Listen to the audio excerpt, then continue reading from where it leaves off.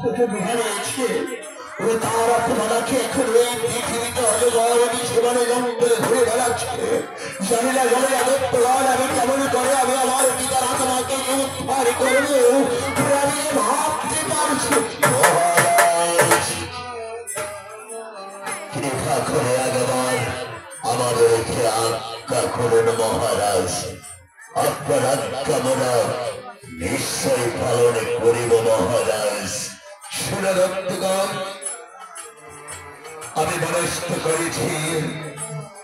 আমি আজ ওই যাত্রা করতে চাই গুরুদেব বৈশিষ্ট্যের চরণ সাক্ষাতে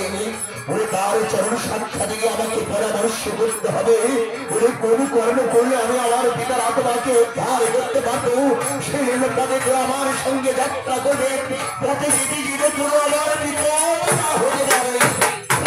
মহারাজ তাহলে আমি বিলম্বের নাহিতে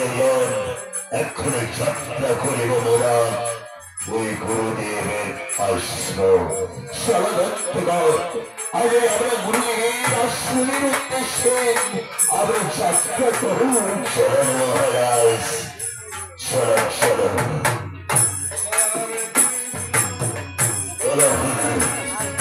চলো মহারাজ